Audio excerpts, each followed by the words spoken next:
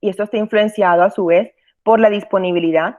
Sabemos que a medida que las personas van teniendo un nivel socioeconómico más alto, hay mayor prevalencia de obesidad. La comercialización de los alimentos, cómo estamos siendo bombardeados permanentemente por la publicidad para el consumo de ciertos alimentos y sobre todo en la infancia, donde uno, si se sienta con un niño a ver televisión en los horarios infantiles, se les está bombardeando permanentemente sobre el consumo de alimentos que tienen un alto contenido energético. Y la actividad física, porque cada vez la sociedad se ha vuelto más sedentaria y se ha incrementado mucho el uso de pantallas. Entonces, todo esto nos va a llevar a ese desequilibrio energético en donde lo que vamos a hacer es acumular, acumular, acumular energía o calorías. Miren la importancia de la obesidad en el proceso de inflamación. Entonces les estaba diciendo que el exceso de energía se va a acumular en forma de grasa. Se va a acumular en los adipocitos, que son los que conforman esa grasa blanca, y principalmente se va a acumular a nivel visceral, a nivel abdominal. De allí que es tan importante la circunferencia de la cintura para determinar el riesgo metabólico, el riesgo cardiovascular que puede tener un individuo. Mientras más grande sea ese perímetro de la cintura, pues mucho mayor va a ser ese riesgo. ¿Por qué? Porque nos está hablando de mayor acumulación de grasa blanca en los órganos intraabdominales, a nivel del omentum, a nivel hepático y recubriendo muchos de esos órganos. Cuando se empieza a acumular el exceso de grasa blanca a nivel intraabdominal, va a haber una disminución de la adiponectina y un aumento de las adipoxinas o lipoquinas proinflamatorias. La adiponectina es un elemento antiinflamatorio y es muy importante y se produce a nivel precisamente del tejido adiposo, igual que las adipoquinas proinflamatorias. Entonces miren cómo se va a aumentar el factor de necrosis tumoral alfa, la interleucina 6, la resistina, pero la adiponectina va a empezar a estar disminuida. Además de eso, se va a tener un aumento en el angiotensinógeno y en el inhibidor del activador del plasminógeno 1. Y eso nos va a llevar la activación del inhibidor la inhibición del activador de plasminógeno 1 nos va a llevar a una disminución de la fibrinolisis con todas las consecuencias a este nivel que vamos a observar. Como hay disminución de la adiponectina, que es antiinflamatoria, y están aumentadas las adipoquinas proinflamatorias, obviamente el efecto que vamos a tener es un proceso inflamatorio y es a nivel general en todo el organismo. Hay una diferenciación de las células T con una respuesta TH1. Toda esta inflamación nos va a llevar al desarrollo de resistencia a la insulina, que a la larga nos va a generar un síndrome metabólico y una diabetes mellitus tipo 2. Pero también vamos a tener procesos de aterosclerosis y complicaciones microvasculares porque los procesos fibrinolíticos están alterados por la producción de estas sustancias que les estaba mencionando hace un momento. Toda la carga que nosotros traemos como herencia o como cambios que ha tenido nuestra sociedad, se considera que es tracking. Esta es una palabra pues, llamativa y más o menos de uso reciente, y tiene que ver con todas las respuestas conductuales, con las respuestas biológicas y con el entorno obesogénico en donde se desarrolla el niño. Es decir, que no es solamente la carga propia del niño, sino que es toda la carga familiar y social que va adquiriendo ese niño y que estamos viendo todos esos resultados en este momento. En la infancia, infancia y adolescencia, la OMS nos da las pautas para hacer la clasificación de la obesidad. Entonces, en los niños menores de 5 años se puede utilizar el índice antropométrico de peso para la talla o el índice de masa corporal basado en las desviaciones estándar. Entonces, en los menores de 5 años vamos a clasificarlos ese exceso de peso a partir de más una desviación estándar como riesgo de sobrepeso, cuando el peso para la talla o el índice de masa corporal está por encima de 2 desviaciones estándar, se considera sobrepeso, y la obesidad cuando está por encima de más de 3 desviaciones estándar. Pero en los niños y los adolescentes, ya en los mayores de 5 años, no encontramos la clasificación de riesgo de sobrepeso, sino que nos vamos directamente a sobrepeso cuando tenemos una desviación estándar mayor de 1 solo en índice de masa corporal, porque en los mayores de 5 años ya no utilizamos el índice de peso para la talla, sino el índice de masa corporal, igual que en los adultos. Entonces, sobrepeso es mayor de una desviación estándar y obesidad cuando está por encima de más de 2 desviaciones estándar ese índice. Como les estaba diciendo, y todos sabemos, la obesidad se ha convertido no solo en una epidemia, es una pandemia, porque la distribución de la obesidad a nivel mundial es impresionante. Y, por ejemplo, países como China, que antes no tenía tanta carga de obesos, actualmente está entre los primeros países con mayor cantidad de obesos. Pero todo esto tiene que ver también con los cambios que se están dando en la sociedad, la globalización y todos estos cambios. Y así, por ejemplo, vemos que comunidades o descendientes de ciertas comunidades en donde hay muy pocos obesos, cuando llegan a ambientes obesogénicos, por ejemplo, cuando llegan a Estados Unidos inmigrantes de comunidades que no son obesas, tienden a presentar mayor índice de obesidad. Entonces, esto es lo que estamos viendo hoy en día en nuestros niños y en la consulta cada vez lo vemos con más frecuencia.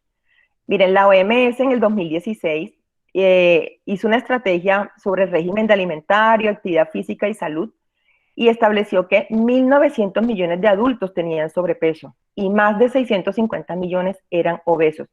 Eso fue en el 2016, pero sabemos que estos valores se han ido incrementando con el paso de los años. Cada año mueren 2.8 millones de personas por patologías asociadas a la obesidad. Entre los 5 y los 19 años a nivel mundial hay 340 millones de niños y adolescentes con sobrepeso o con obesidad. 41 millones menores de 5 años tenían sobrepeso u obesidad en el 2016.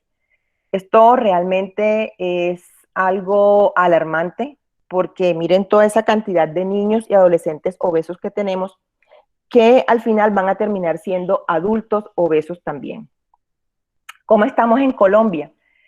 En la encuesta de ENSIN del 2010, sabemos que es la encuesta nacional sobre la situación alimentaria, nutricional, en el 2010, entre los 5 y los 12 años de edad, el 18.8% tenían exceso de peso, pero en el 2015 pasamos a 24.4%, es decir, que hubo un incremento de más de 6% de más de 6 puntos porcentuales.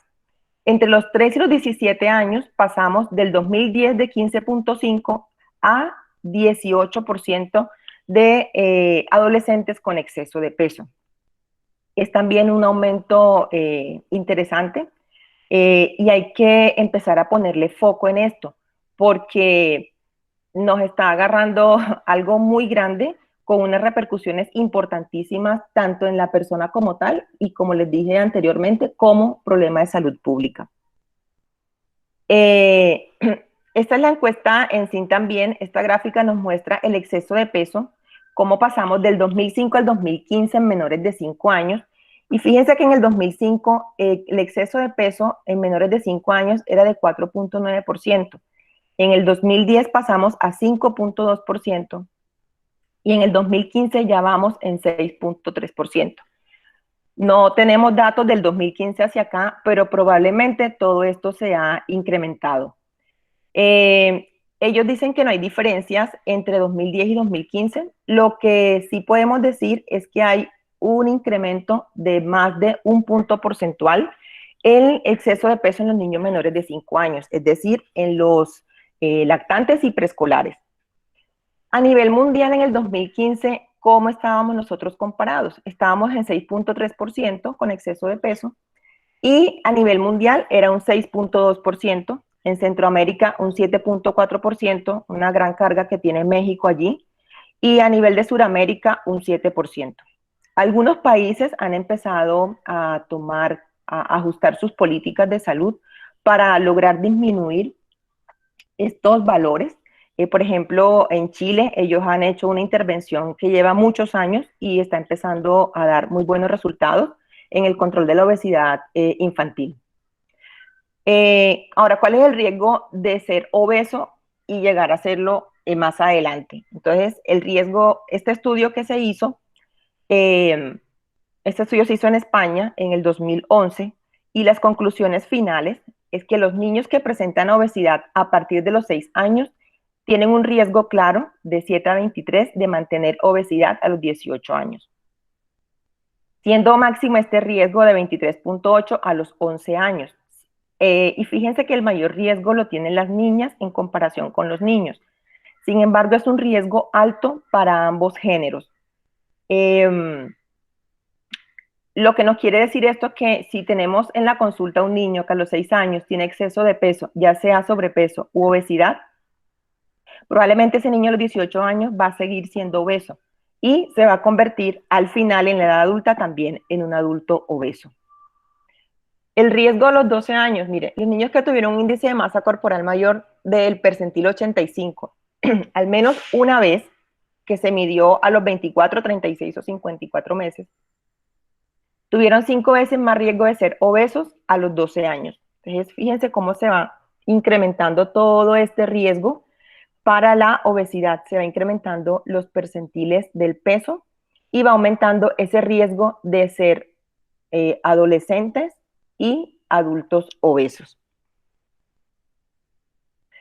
¿Cuáles son las enfermedades crónicas no transmisibles que están asociadas a la obesidad? Ya les he mencionado algunas, pero les recuerdo el síndrome metabólico, enfermedades cardíacas, la aterosclerosis, que sabemos que se asocia grandemente con la aparición de infartos agudos de miocardio, la diabetes mellitus tipo 2, el desarrollo de algunos cánceres, enfermedades del hígado, sobre todo el hígado graso o la esteatosis hepática no alcohólica, y algunos trastornos ginecológicos, entre los que se encuentra muy frecuentemente el síndrome de ovario poliquístico. Puede haber compromisos con la fertilidad, pero además de eso, también podemos encontrar en los jóvenes y en los adolescentes, podemos encontrar trastornos emocionales, porque muchos de estos muchachos tienen una baja autoestima, pueden desarrollar ansiedad e incluso pueden desarrollar depresión. Entonces, eso también está asociada a las enfermedades no transmisibles que van de la mano con la obesidad. Les voy a mencionar la importancia de algunas de estas enfermedades, cómo se asocia la obesidad, la inflamación, con el desarrollo de estas enfermedades. Les voy a mencionar, creo que 2 o 3. Definitivamente la obesidad está asociada o se considera un factor de riesgo para resistencia a la insulina.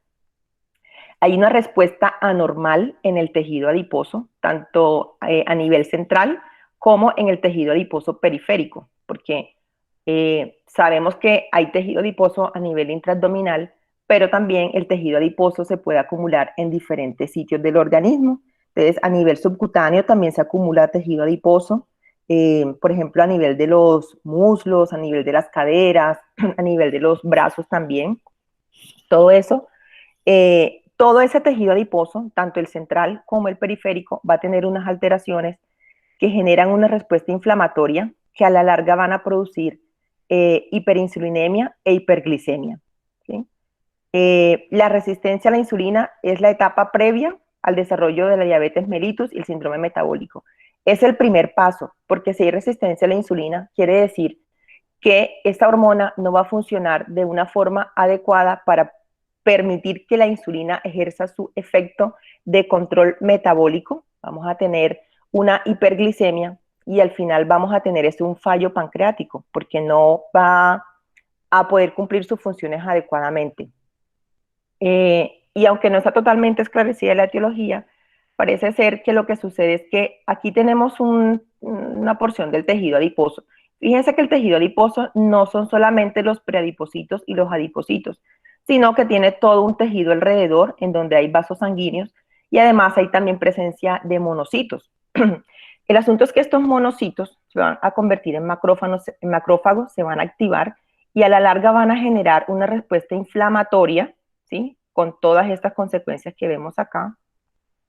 Hay liberación de factor de necrosis tumoral, hay liberación de interleuquinas proinflamatorias, a nivel endotelial también se presentan algunas alteraciones y los preadipocitos terminan convirtiéndose en adipocitos cada vez más grandes, más llenos de grasa, son como unas vesículas llenas de grasa con un núcleo pequeñito que está por acá arrinconadito, pero esto es un adipocito. Aquí se guarda todo el exceso energético o calórico que tiene un individuo. Fíjense que todo este proceso inflamatorio que vemos acá nos va a llevar, más la liberación de los factores proinflamatorios y la disminución de la adiponectina, que es protectora, está disminuida, la liberación de resistina, el inhibidor del activador de plasminógeno, el aumento de la leptina. Todo esto a la larga nos va a generar una resistencia a la insulina. ¿Por qué? Porque se va a alterar la señalización de los receptores de insulina. Entonces, esos receptores van a cambiar y no van a poder captar la insulina. Si la insulina no se capta a nivel de la membrana de las células, no va a poder ejercer su acción para poder meter la glucosa a las células para poderla almacenar o para poderla utilizar, y vamos a tener es una hiperglicemia, porque todo ese azúcar va a quedar circulando. Y además de la resistencia a la insulina, también todo eso está asociado con el proceso inflamatorio. Vamos a tener una pérdida de la capacidad de almacenamiento de energía y vamos a tener efectos de donde los macrófagos van a cambiar la polarización, entonces se van a convertir en M1, perdón. Va a haber mayor reclutamiento de las células inflamatorias, va a haber apoptosis que está generada por todos estos macrófagos que están activados, con presencia de hipoxia y mayor inflamación. Todo esto se va convirtiendo en un círculo vicioso, ¿sí? Entonces, por eso, si tenemos resistencia a la insulina e hiperglicemia, al final lo que vamos a terminar es desarrollando una diabetes mellitus tipo 2. Otra enfermedad que está asociada con la obesidad es la esteatosis hepática no alcohólica o hígado graso. Resulta que cada vez estamos viendo más niños en la consulta pediátrica con hígado graso, obesidad más hígado graso. Si bien es cierto que existe un factor genético que puede llevar al desarrollo de hígado graso, el ambiente obesogénico en el que se encuentran los niños los va a llevar a que desarrollen obesidad porque hay mayor acumulación de grasa y a su vez, como les mostré anteriormente, esa obesidad tiene un efecto grandísimo en la resistencia a insulina. ¿Qué va a pasar? Que va a aumentar la glucosa, a nivel hepático las células no van a poder guardar esa glucosa, no se va a poder utilizar, y vamos a tener una mayor síntesis de ácidos grasos y triglicéridos a partir de la glucosa. Y va a haber una mayor movilización del ácido graso al hígado. Entonces, se va a empezar a acumular ese hígado, va a generar fibrosis. El proceso no se realiza como debe realizarse, sino que se realiza de una forma alterada. Al final ese hígado termina fibrosado y termina con la presencia de esteatosis hepática, y al final puede desarrollar también cáncer. Tenemos que la acción de la insulina glucorregulatoria está totalmente alterada. Y la otra enfermedad de la que les quería hablar es de la aterosclerosis. Igual, la obesidad y muchas de estas enfermedades tienen muchos factores, muchas causas, pero no es solamente la genética, porque si nosotros tenemos un estilo de vida que no es adecuado y va a aumentar toda esa expresión genética, al final vamos a desarrollar, miren, es que vamos siempre a lo mismo: resistencia a la insulina, aumento de los ácidos grasos libres, el desequilibrio de citoquinas. Es que es importantísimo cómo la obesidad tiene estos dos eventos íntimamente asociados: la resistencia a la insulina y el desequilibrio de las citoquinas. Entonces terminamos nuevamente en intolerancia a la glucosa, con el desarrollo de diabetes mellitus tipo 2, hay alteración a nivel de las grasas, con una disminución de las LDH, que sabemos que son las protectoras, las lipoproteínas protectoras. Hay un aumento en los triglicéridos, en las LDL pequeñas. Hay desarrollo de hipertensión arterial. Ya sabemos que hay disminución de la trombolisis por la activación del inhibidor del activador de plasminógeno. Además hay disfunción endotelial porque mucha de esta grasa se acumula a nivel por debajo del endotelio, ¿sí? Y eso a su vez va a generar una cantidad de sustancias también proinflamatorias. Y al final terminamos desarrollando aterosclerosis. Cuando esa placa aterosclerótica se suelta, o se libera o se rompe, sabemos que va a generar es obstrucción a nivel del vaso y una de las principales consecuencias es el desarrollo o la presencia de infarto agudo de miocardio. Volvemos a lo mismo, obesidad infantil asociada al síndrome metabólico. Fíjense que el tejido adiposo ectópico también tiene una gran importancia para regular la parte metabólica, pero si hay disfunción en todo el tejido adiposo y hay disregulación vascular, liberación de óxido nítrico y todo esto, vamos a generar una resistencia a la insulina, dislipidemia aterógena, porque ya se va a formar es la placa aterosclerótica y las consecuencias que ya mencionamos. Para la OMS, para la ONU, la UNICEF, todo este problema, ellos ya han empezado a ponerle el ojo encima y como les estaba diciendo, en el 2016 crearon una comisión para pues acabar con la obesidad infantil. Esto es un poco difícil. La idea es que al 2030 disminuya marcadamente. Pero en los niños, ¿qué es lo que básicamente nos recomiendan? Promover el consumo de alimentos saludables, la actividad física en los niños en edad escolar y la actividad física desde la primera infancia. Entonces, no vamos a llevar a los niños a que practiquen o a que aprendan la actividad física después de los 6 años, 7 años, sino que desde muy pequeños tenemos que estimular la actividad física. Entonces, está centrado básicamente en esos puntos, lo que recomienda la comisión de la OMS. De esa forma, ellos han tratado de establecer políticas a nivel mundial que obviamente deben ser implementadas por todos los gobiernos que hacen parte de estas instituciones. Se deben convertir en políticas de gobierno a su vez, que se deben ver reflejados en el sistema de salud, con todas las políticas y todas las guías que se desarrollen para ello, y que va a tener una repercusión a nivel social y a nivel de la familia. Lo que se quiere es impactar en el primer núcleo, que es la familia, en donde se deben empezar a establecer y a enseñar estilos de vida y hábitos saludables. O sea que todos tenemos que ver con este proceso de la obesidad. ¿Qué tenemos que hacer para transformar ese entorno obesogénico? Fomentar mejores hábitos de alimentación, promover la actividad física en los niños y mejor uso del tiempo de ocio y del sueño. Esto que vemos aquí, esto hace parte de las políticas, esto no es solamente local, esto son políticas mundiales. Entonces, lo que se trata de promover es el mayor uso de bicicletas, ¿sí? Y también establecer zonas en donde los peatones se puedan movilizar libremente y tratar de disminuir el uso del vehículo. Y lo otro es el mejoramiento de los parques para mejorar la actividad física en las comunidades. Esto, como les estaba diciendo, no son políticas locales, estos son políticas mundiales. Lo que nosotros proponemos es cambiar este círculo vicioso en donde existe una alimentación inadecuada con una ganancia de peso, poca actividad física, donde no se utiliza bien el tiempo porque están los niños muy expuestos a las pantallas, por un triángulo beneficioso que esté basado en una alimentación adecuada, la actividad física y un buen uso del tiempo. ¿Qué recomendaciones nos da la OMS? Nos dice que se deben ofrecer orientaciones y apoyo al establecimiento de una dieta sana y de pautas de sueño y de actividad física.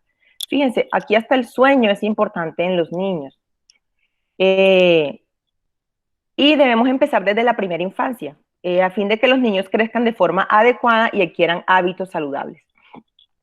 Vamos a empezar con la alimentación saludable. Entonces nos vamos desde políticas estatales hasta los hábitos en la casa.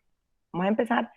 No es solamente lo que nos ofrecen los restaurantes cuando salimos, sino qué es lo que está pasando, cómo nos están enseñando a comer en la casa, cómo estamos enseñando a nuestros niños a comer en la casa. Entonces, importante hacernos esta pregunta. El entorno familiar debe ser adecuado y resulta que nosotros debemos ser los educadores en esto. ¿Por qué? Porque nosotros debemos ayudarle a los padres darles pautas sobre nutrición, sobre cuál es la mejor forma de emplear los recursos para conseguir alimentación saludable y enseñarles cómo deben establecer unos hábitos de alimentación adecuados en la familia.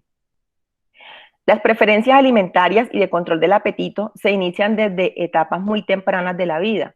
a través de experiencias sensoriales positivas asociadas con la alimentación. Entonces sabemos que esas experiencias sensoriales empiezan desde la gestación. Hay evidencia de que lo que la madre come logra pasar algo, se logra establecer algo de eso de la alimentación, de la nutrición de la madre a través de la placenta en el líquido amniótico. Los sabores a través de la lactancia materna, también se sabe que a través de la leche materna el bebé puede sentir la diferencia de sabores de acuerdo a lo que la madre ha consumido. Y eso permite que los niños que reciben leche materna tengan una mejor aceptación de la alimentación complementaria. Cuando iniciamos la alimentación complementaria, debemos tener una exposición repetida y positiva a los nuevos alimentos. A los niños hay que enseñarles a comer de todo y de una forma que sea positiva para ellos. Además de eso, de la interacción en familia debe permitir que los niños observen cómo los cuidadores o los padres disfrutan adecuadamente de alimentos saludables. El niño aprende a comer lo que comen en la casa, lo que comen en la familia, al igual que en todos los otros ejemplos que el niño recibe en el entorno familiar. Y se debe limitar la exposición a alimentos malsanos. Desde edades tempranas ya uno ve cómo les empiezan a dar alimentos a los niños que no son adecuados. Empiezan con bebidas azucaradas, bebidas achocolatadas que venden en cajas y que tienen un exceso de grasa y otro tipo de alimentos que no son adecuados para ellos. Y gaseosas y todas estas cosas. Entonces, ¿qué hay que hacer en los lactantes? ¿Cómo vamos a empezar a trabajar con los lactantes? Con buenos hábitos de nutrición y de actividad física que se empiezan a establecer desde edades tempranas de la vida. ¿Cómo reducimos el riesgo de obesidad y una menor cantidad de grasa corporal? Miren, desde que iniciamos con la leche materna exclusiva por 6 meses, siempre tenemos que promover esto. La leche materna está asociada con un menor riesgo de obesidad. Hay que promover el consumo de leche materna exclusiva los 6 primeros meses de vida. Luego seguimos con una alimentación complementaria que sea adecuada, enseñándole a los niños a comer alimentos saludables en diferentes preparaciones. No es que al niño no le gusta, muchas veces no es que no le guste, sino que al principio, cuando inicia la alimentación complementaria, tiene el reflejo de extrusión, que es que él saca la lengua cuando uno le pone el alimento en la boca. Entonces lo que hay que hacer es insistir, insistir, insistir. ¿No le gusta hoy? Bueno, esperemos una semana, 2 semanas y le volvemos a intentar con el alimento. Dicen que se necesita aproximadamente 14 exposiciones de un alimento para decir que realmente al niño no le gusta ese alimento. Y junto con la alimentación complementaria debe ir la prolongación de la lactancia materna, que la OMS y la UNICEF recomienda que sea mínimo hasta los 2 años de edad. Ahora bien, en los preescolares y escolares, ¿qué tenemos que promover en la familia? Que es enseñarles a escoger alimentos, ir con ellos a hacer el mercado y los adultos enseñarles a escoger esos alimentos que son adecuados, en cantidades adecuadas también, y promover un buen ambiente a la hora de comer. Y a los niños hay que permitirles que cojan los alimentos que son saludables, comer la cantidad de alimentos según hambre y saciedad. A veces queremos que los niños coman demasiado, no es que no comió nada, y no, realmente está comiendo lo que necesita, porque los niños regulan mucho mejor el hambre y la saciedad que los adultos. Y hay que contribuir a que tengan un ambiente tranquilo a la hora de la comida. Y para todas las edades hay que ofrecer orientaciones para evitar este tipo de alimentos, lo que son leches y jugos de frutas azucarados, todas esas bebidas azucaradas que se comercializan deben estar proscritas para los niños. Y evitar esos alimentos porque tienen un alto contenido calórico, pero muy bajo valor nutricional. La UNICEF en el 2016, fíjense que para las bebidas azucaradas dijo que causan el 13% de la mortalidad por diabetes, el 5% de la mortalidad por enfermedades cardiovasculares, el 1% de la mortalidad por neoplasias asociadas, y eso se traducía en 3.500 muertes anuales, las bebidas azucaradas. Y en este estudio que se hizo en niños de 9 a 17 años en Bogotá, ellos lo que encontraron es que los varones tenían mayor ingesta de bebidas carbonatadas y de jugos ultraprocesados. Ellos evaluaron qué llevaban los niños al colegio para consumir y evaluaron el grado de educación de los padres. Entonces encontraron que la mayor prevalencia de obesidad infantil en escolares eran aquellos que consumían diariamente bebidas carbonatadas, o sea, gaseosas, jugos ultraprocesados y bebidas de té que también venden y que son muy endulzadas. Y los mayores factores predisponentes a este consumo de bebidas era el menor grado de educación de los padres y la baja adherencia a la dieta mediterránea, que es la dieta que se recomienda, que es la más saludable.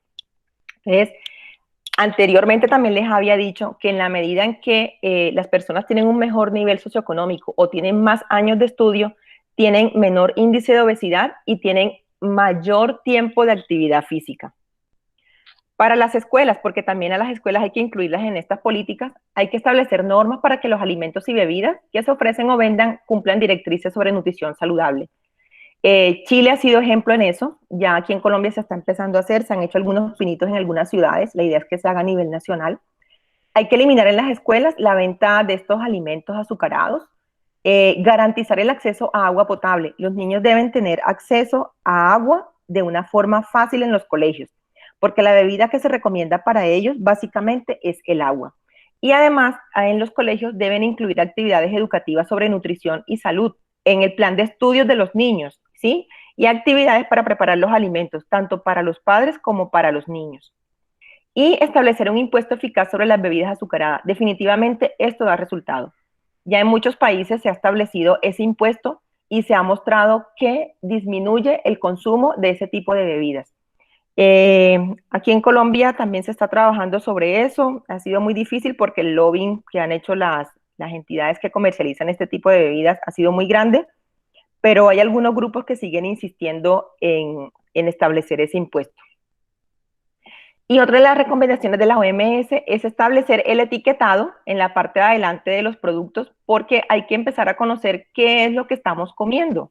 ¿Sí? Ya en Colombia existe la ley para empezar a etiquetar esto, pero nos tenemos que volver detectives. Entonces, cuando vamos a comprar, hay que enseñarle, nosotros tenemos que aprender para poderle enseñar a los padres cómo vamos a evaluar lo que vamos a comprar. Entonces, hay que, cuando compramos el producto, hay que mirar cuántas porciones tiene, cuál es el tamaño de la porción, qué cantidad de calorías tiene por porción para saber cuánto es lo que estamos comiendo, y hay que leer la lista de ingredientes. ¿Por qué? Porque hay que mirar cuál es el ingrediente principal. El primer ingrediente que se encuentra en la lista de ingredientes es el que el mayor contenido se encuentra en ese alimento.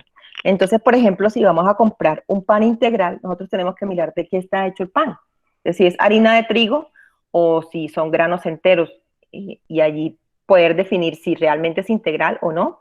Hay que mirar la cantidad de carbohidratos que tiene, la cantidad de grasa, el contenido de sodio, otros nutrientes y la cantidad de calorías en total.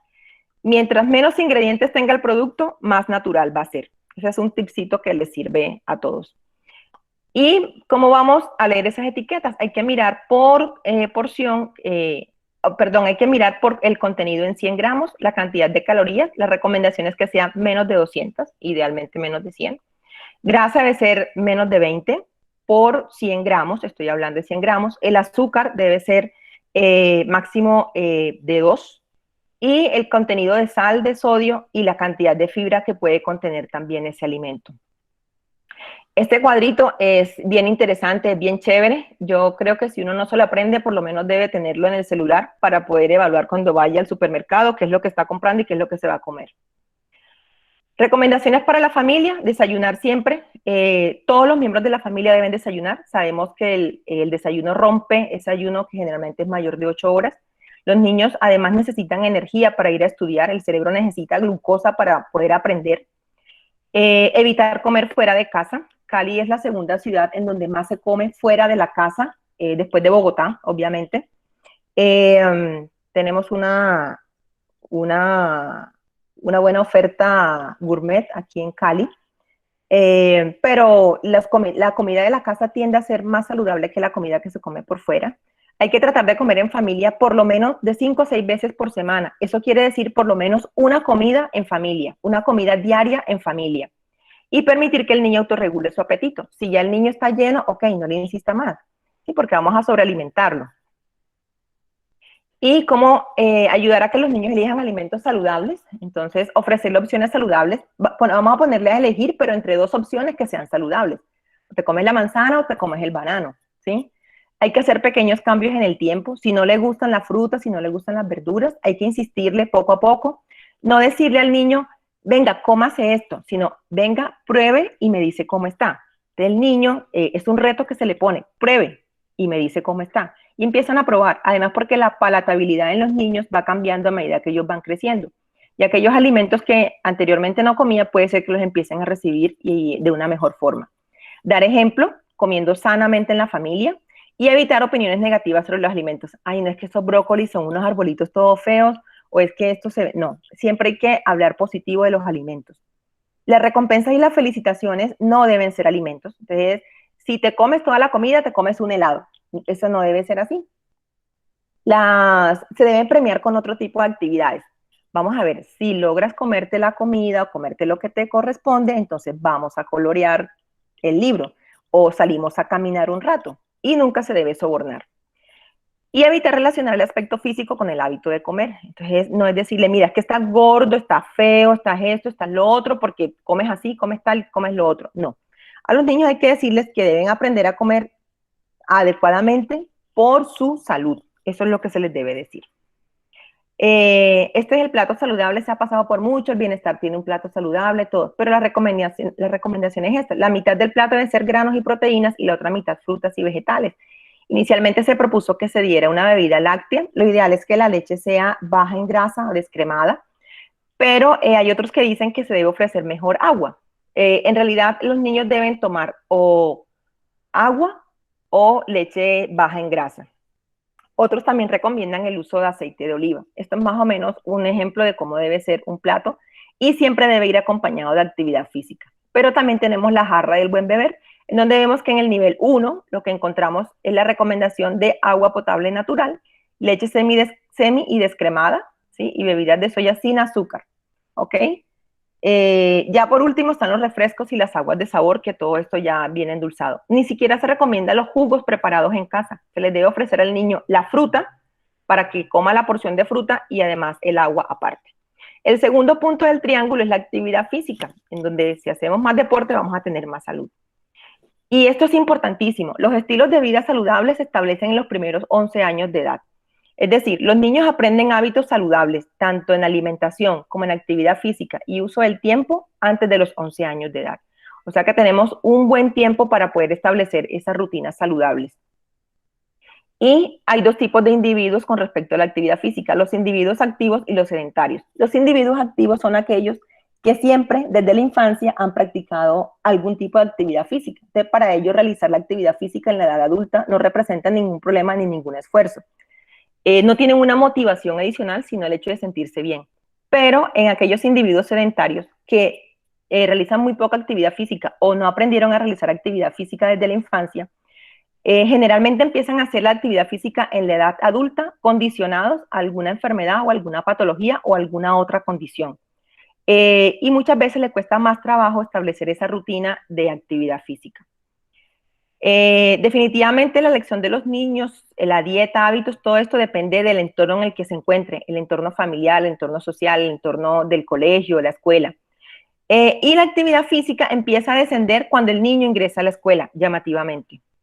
En el 2010, la OMS encontró que el 81% de los adolescentes entre 11 y 17 años no realizaban suficiente ejercicio físico. 81%, era insuficiente el ejercicio físico que hacían. Y era mucho mayor en las niñas. Las niñas hacían menos actividad física que los varones.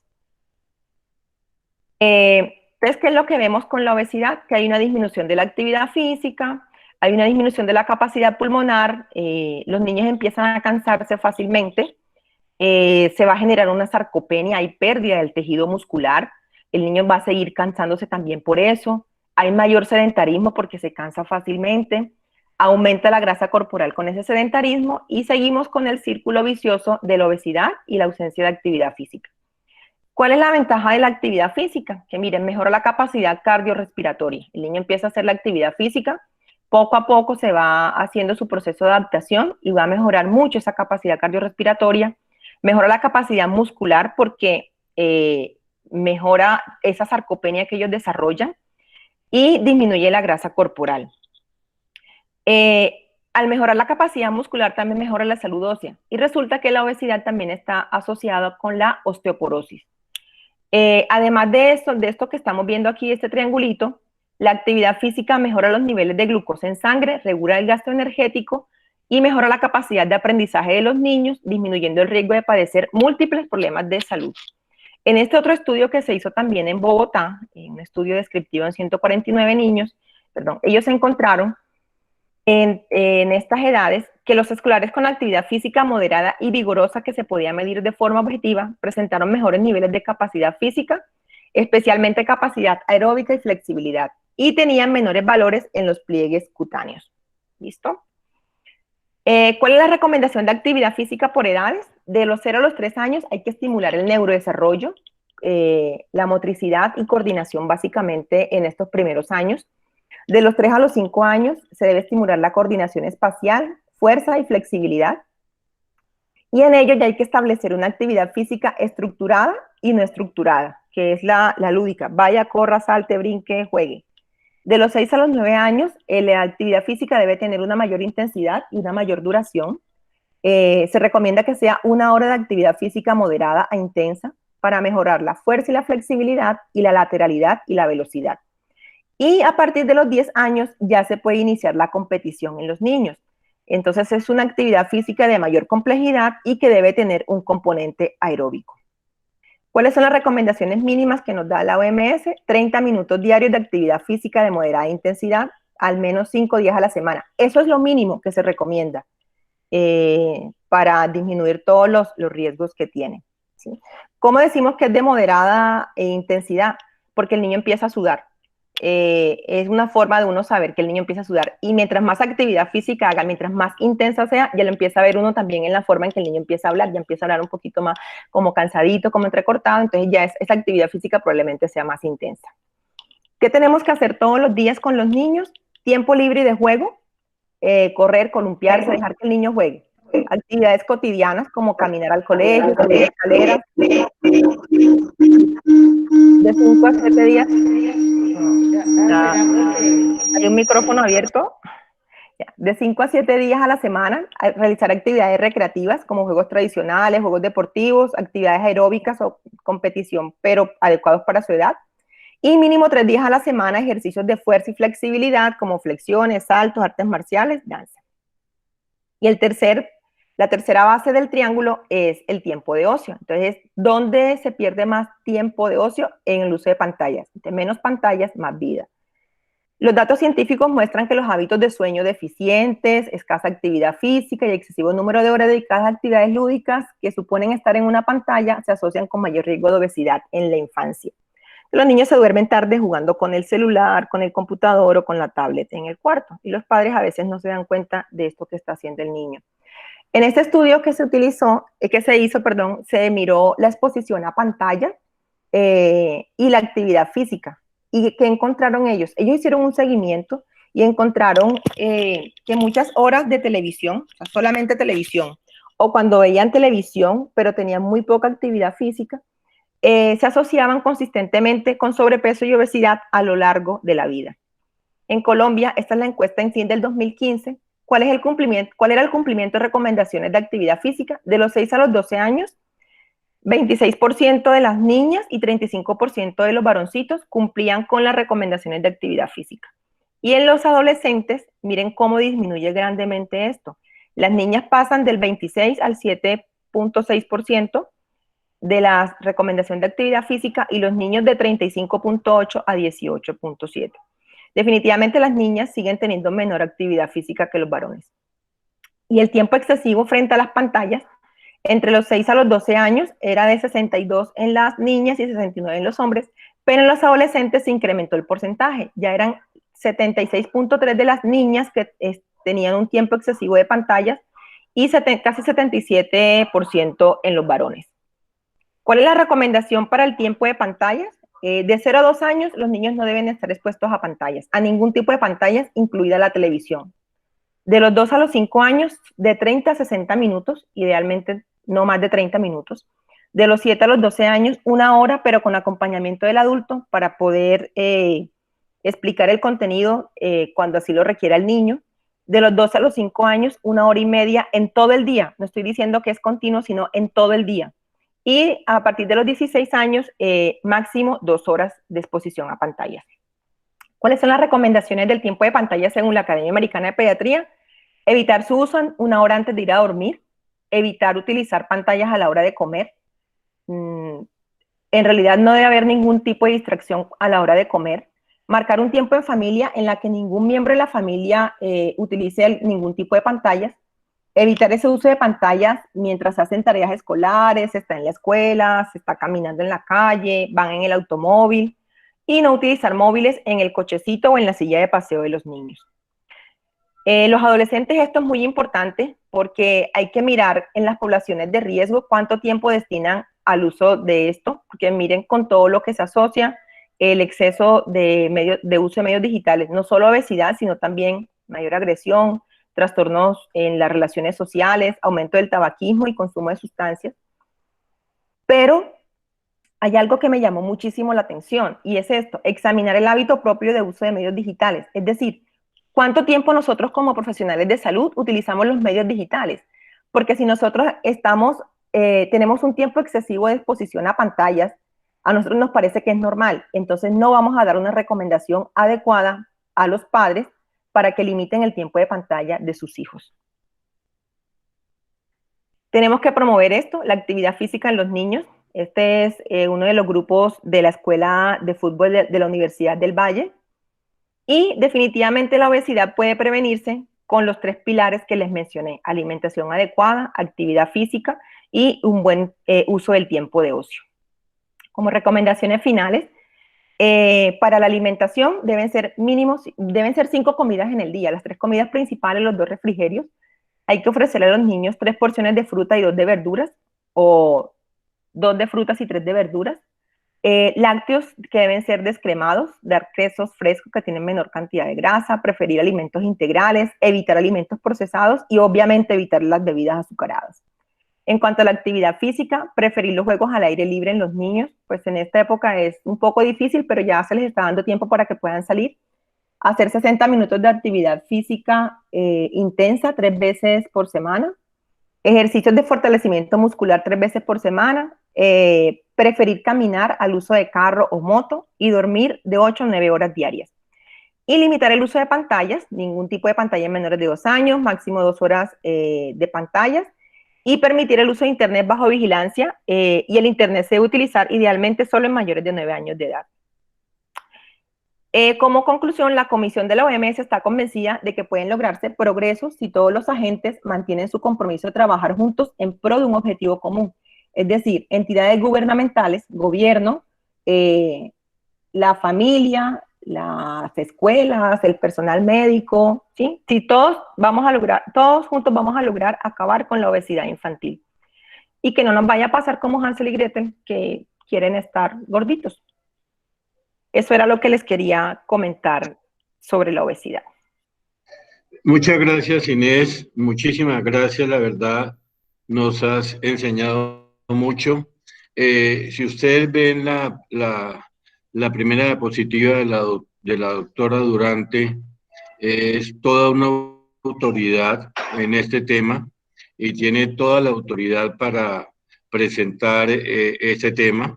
Es pediatra egresada en nuestra escuela, pero también es máster en nutrición pediátrica de la Universidad de Cádiz y tiene un diplomado de obesidad infantil de Chile.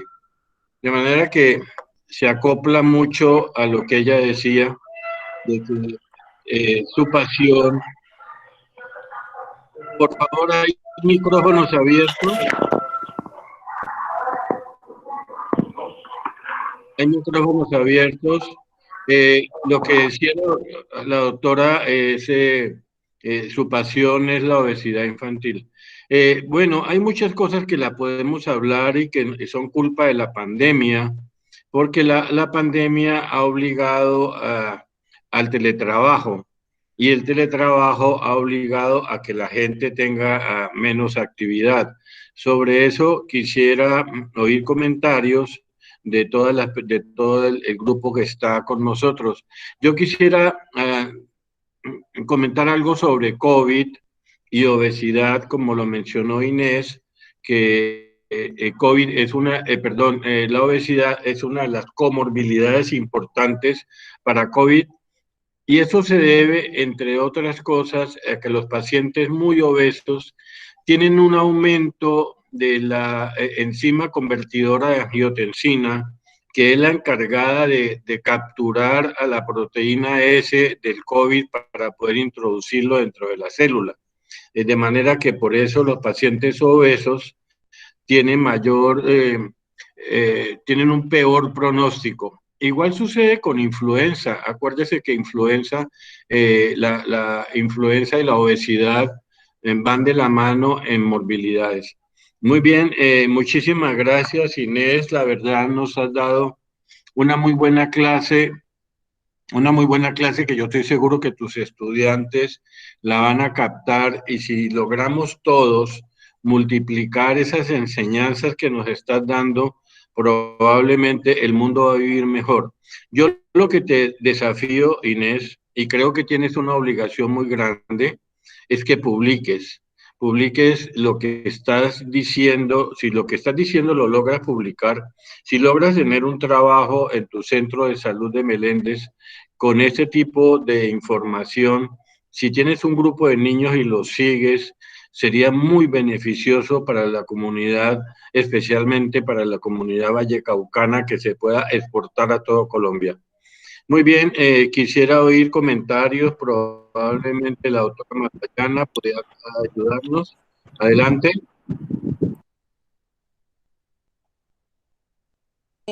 Hola, muy buenos días. Quería felicitar a la doctora Inés. Excelente contenido, muy actualizado, y creo que nos ha dejado unos mensajes muy claros que tenemos que empezar a poner y apoyar y, y bueno, empezar a investigar, que es el consejo que nos da el doctor Pío López. Te felicito, Inés. Muy bueno. Sí, muchas gracias. Realmente esto es un tema actual, importantísimo, por lo que les estaba diciendo. O sea, la carga en salud pública es muy grande en las enfermedades crónicas no transmisibles, eso ya lo sabemos hace mucho tiempo, y hay que empezar a trabajar desde la infancia. Y sí, doctor Pío, vamos a seguir el consejo, vamos a hacerlo, vamos a empezar a escribir sobre esto. Lo que pasa es que usted mismo lo dijo, ahorita la situación es un poco compleja. Y respecto a eso, la situación que estamos viviendo hoy en día, de pronto los padres dicen, no, pero es que ¿dónde hace actividad física el niño? Pero ya sabemos que les han dado tiempo y espacio a los niños para que puedan salir a hacer la actividad física, entonces ahí no habría una excusa. Y lo otro es que se puede utilizar de una forma adecuada, por ejemplo, los medios digitales, porque si uno busca, encuentra videos para hacer actividad física con niños en la casa. Entonces, realmente no existen excusas en este momento. El estudio que están haciendo los niños ahorita en forma virtual aumenta la exposición a pantallas, pero el tiempo de estudio es una cosa y el tiempo de ocio que el niño pasa en pantalla es otra, y eso también hay que limitarlo. Una pregunta, Jorge. Buenos días. Sí, buen día para todos. ¿Me escuchan bien? Buen día, doctor. Hola, Jorge. Sí, señor. Hola, Jorge. Adelante. Perfectamente, adelante, buenos días. Inés, una de las frustraciones del anterior ministro de Salud, el doctor Alejandro Gaviria, fue no haber alcanzado la ley o el impuesto a las bebidas azucaradas.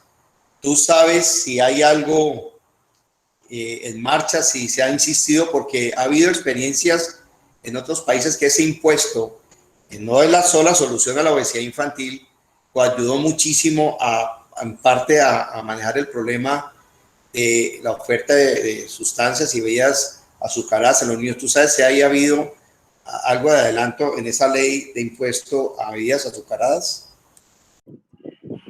Doctor Jorge, muchas gracias. Vea, hay una asociación o un grupo que es Red Papás, que ellos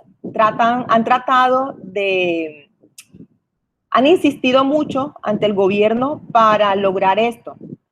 Ya se logró una meta, que fue un trabajo que ellos hicieron muy fuertemente, que es lograr el etiquetado en la parte de adelante de los productos.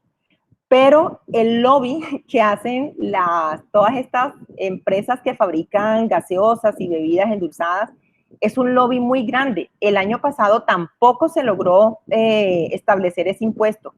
Y lo que usted dice es cierto, en muchos países se demostró que la imposición de ese gravamen disminuye el consumo de bebidas endulzadas, obviamente con todos los beneficios que trae para la sociedad, pero no se ha podido lograr nada. Red Papás va a seguir insistiendo, pero es muy difícil, realmente es muy difícil eso.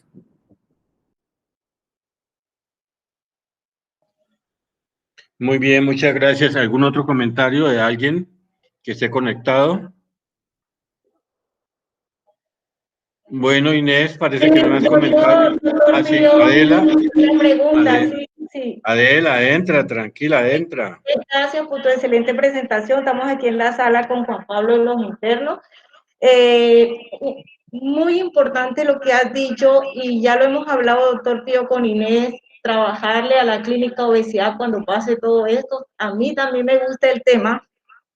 Y si bien es cierto que las conclusiones de los estudios es hacer cambios en los estilos de vida, hacer cambios en estos mecanismos homeostásicos, pero también es importante este sentido hedónico de la alimentación. Entonces mi pregunta va a Inés, que es muy sabia en el tema.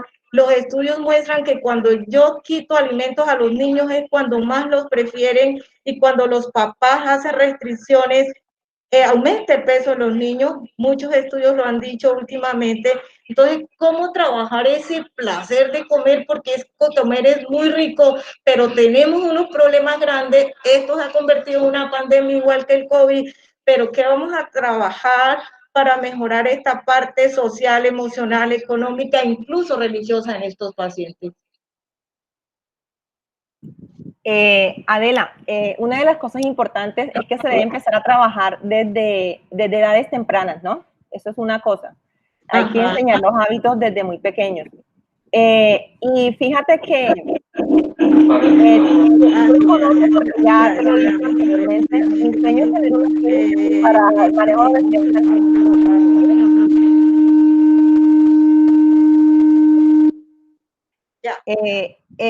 Mi sueño realmente es tener una clínica para manejar obesidad infantil, y eso es un manejo interdisciplinario, porque allí hay que trabajar con diferentes profesionales para lograr que el niño aprenda y la familia a comer de una forma saludable y a establecer esos hábitos saludables.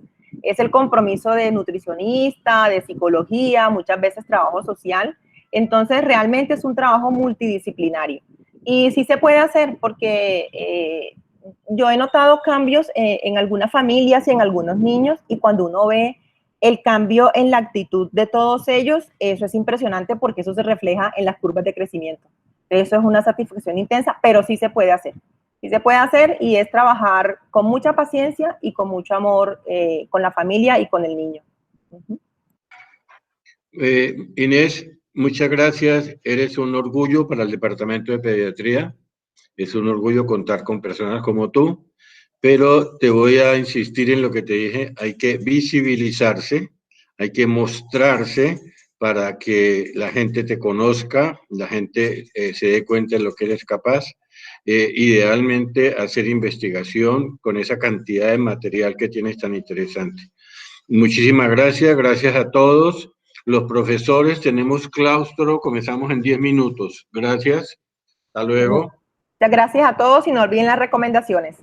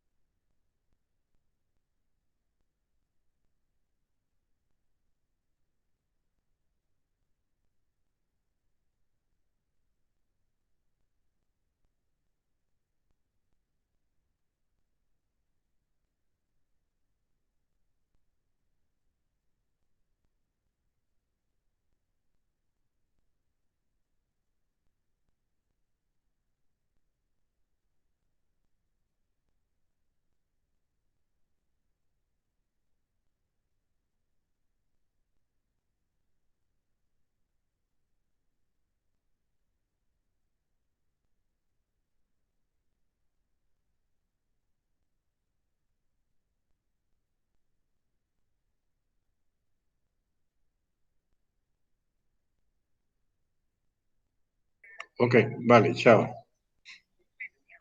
Óyeme, no me mandaste el orden del día.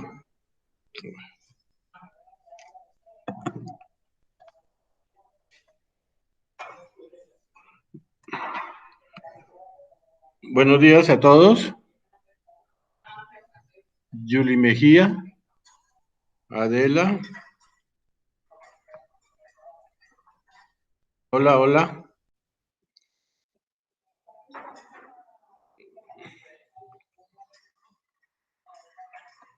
Adela, ¿cómo vas? ¿Cómo estás?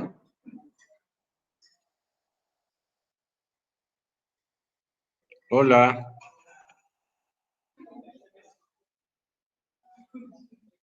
Hola, hola.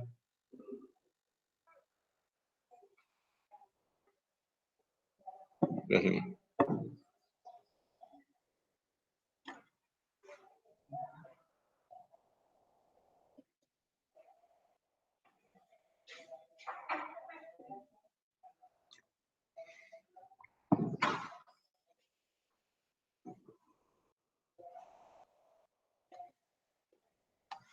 ¿Será que me metí en otro sitio?